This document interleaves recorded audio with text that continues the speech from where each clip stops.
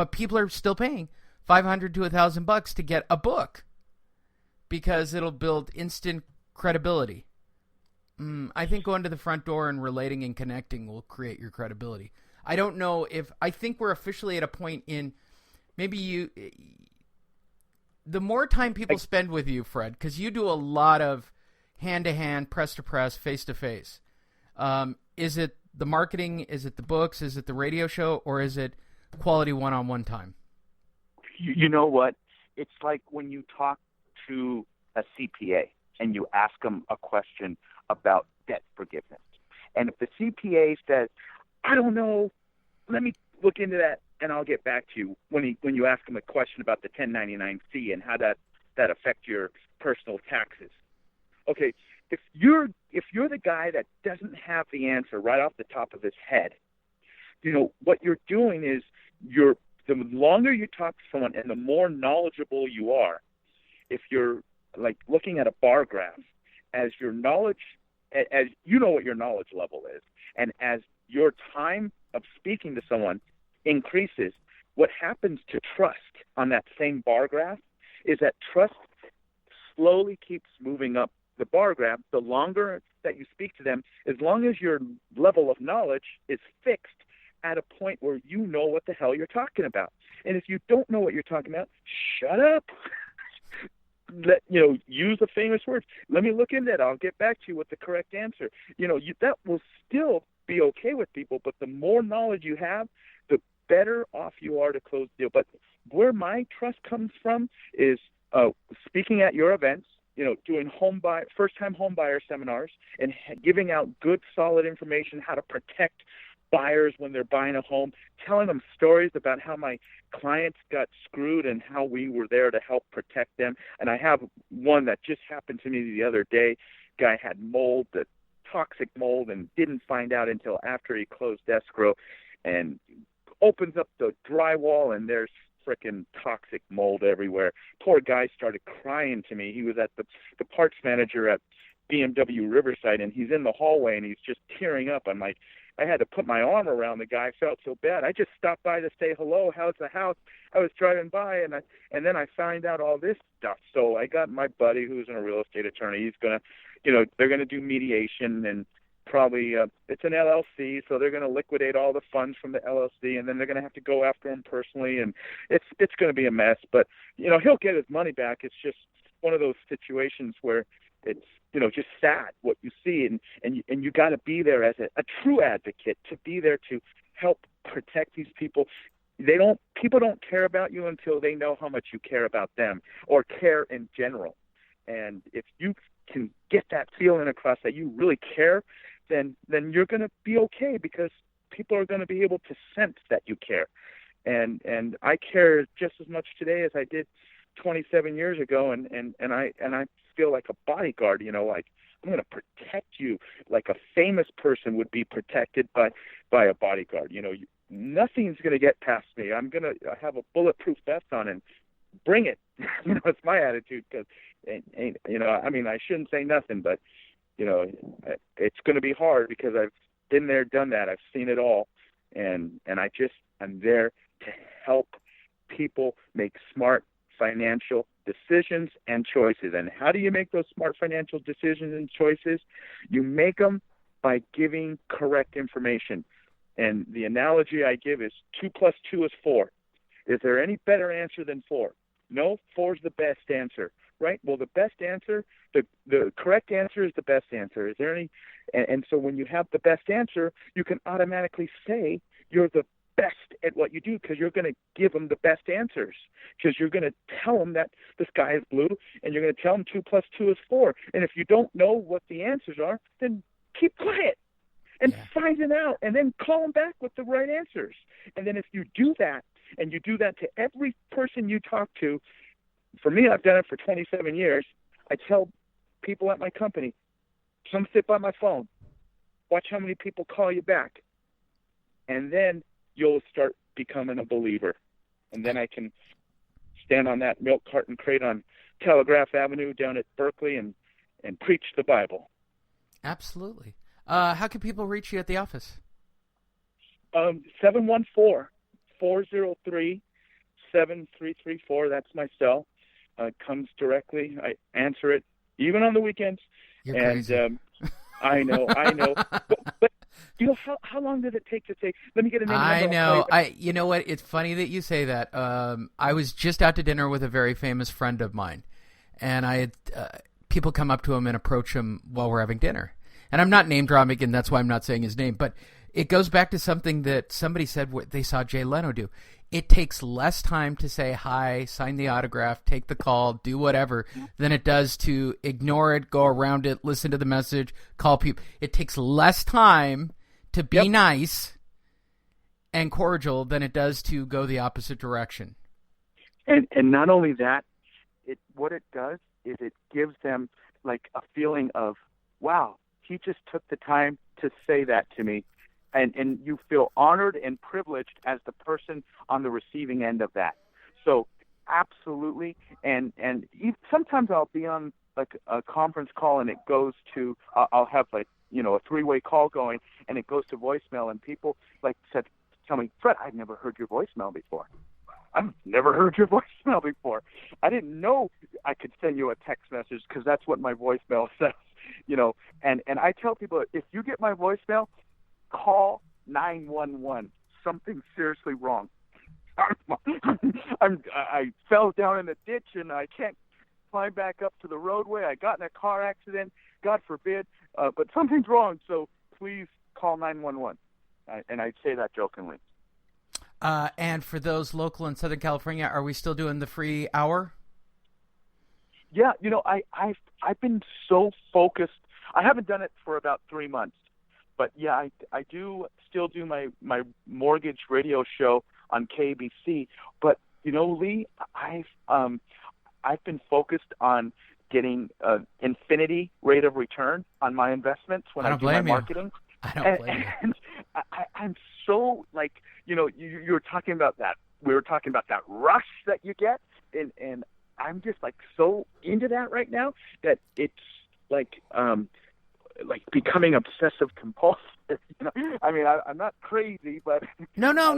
Look, brother-in-law who's a firefighter getting ready to go off to the academy, who I've been having do my marketing.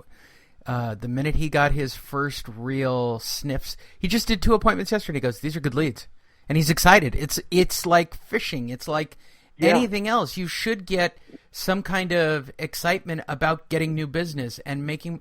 Like, there's nothing wrong with making money. I think we live in a society today where you're frowned upon if you are excited about new business and making money. And I don't see it that way. I get to help people, helps my family, helps another family. That's a win-win. That's a great day. I see it both ways. It helps my family, but I also, there's nothing, I used to like getting them to, okay, I always would hear the question, okay, what do I need to do next? And that was, you know, basically, okay, Fred, I want to do business with you. What do I need to do next? I used to get, you know, the law of diminishing return. That feeling never goes away. Now, you know, what are some of the most euphoric feelings in our lives? And I'm not going to get into anything when it involves the opposite sex, but maybe like. But driving, success, I think success in achieving a goal. You know me, I'm a goal-oriented person, so. Yeah, achieving a goal is where it's at. Is the bar that low for realtors these days? I think people just need to feel that feeling more, Lee, and then it's a natural motivator. That's the best motivator. Like you can't coach effort, but motivation automatically creates effort. You know, and this is where my brain is. You know, I'm just like, let me go on the Autobahn with a fast car. You know, I'm going to get a rush out of it. I went to Fontana Speedway in one of those Formula One cars, and I paid $700 to go around the track as many times, just so I was going the fastest that you could go, 170 miles an hour in a Formula One race car. I just, that to me was a bucket list item. I'm sorry. I thought it was freaking cool. And I did it, and I'm like, oh my God! For 30 minutes after I was doing it, I was still shaking because it was my system got overstimulated, you know, and that feeling I'll pay another $700 to do it again, as long as my eyes are good. But it was just blast. And then they have the professional driver, and they go up high on the bank, and they take you about 190. And my wife Monica, who you met, she was in that car going 190. And as soon as I saw that guy pass, I'm like, I stepped on it, and I'm like, oh, I hit 170 because you couldn't go any faster. I wanted to catch him. It's just awesome. But yeah, you gotta get that feeling, and that feeling, however you get it. I can tell you when my phone rings, I get that feeling, and when I get someone to say, what do I need to do next, I get that feeling. So I get it more now because of my marketing. I used to get it more because of the hearing the words, what do I need to do next? But now, once my ex and I were no longer together, when I took over that portion of the business and I got really good at it, now I felt like that sense of accomplishment. And so now I get more of a feeling of euphoria when I get a marketing call, whether I do business with that person or not. I just am excited that they're calling me, and I get excited about it because it makes you realize what you're doing is working. And I just wish I could take my knowledge and shove it into someone's brain and say, just do this and shut up and don't try to second guess me, because I'm telling you, I've spent millions to figure this out. And if you could just do that for someone, there's just nothing in the world to me that's better than that. Yeah, I completely agree. What's your number one more time, Fred? 714-403-7334, and that's my direct cell. And if I don't answer, call 911. For all of you, again, go to Monster Marketing Summit, 3 words, monstermarketingsummit.com. Enter in offer code Monster2017, Monster 2017, all one word, and my sponsors will pay for your ticket to come to the event. That is courtesy of Behringer Escrow, courtesy of Home Loan Advocates, courtesy of the Monster Marketing System. We want you to come to the event. You're there to learn how to market, work on a very specific niche that will generate business for you. I'm just telling you, I'm in Southern California where it's as tight as can be. We're averaging 1 listing per week. If you want more business than that, I suppose you can ramp up bigger. But 1 listing per week, even for a team, that's a lot of business. It's a lot of business. So it's a lot of work. It is. It absolutely is. But that's what you're doing it for, so you can work. Yeah. Well, it was an accident. Honestly, I thought people were giving, like most realtors were giving up on the market as of November when that rate shift happened, and people were unsure about the president. They were, the new reports came out that people were staying in their homes longer. All of that stuff happened. So like for this weird 6-month period, realtors weren't looking for alternative methods of marketing. And I just thought, okay, good for you guys. I'm going to go use my marketing, and I'm going to go get listings in one of the most difficult marketing markets, period. Southern California is tough to get a listing. It's competitive. There are a lot of realtors. There are a lot of investors. I don't have a problem. I get 1 deal a week. We had 2 appointments yesterday. Both of those are A+ and will convert out to listings. So I will share that with you on March 25th. Fred will share his marketing with you. That's March 25th, the Golden Nugget, Las Vegas, Nevada. Yes, you got to get yourself to Vegas. Made it during the day. It's 1 day only from 9 a.m. to 6 p.m. Go to monstermarketingsummit.com. Use offer code Monster2017. Fred, I thank you for being on today. Lee, it was a pleasure. I love this.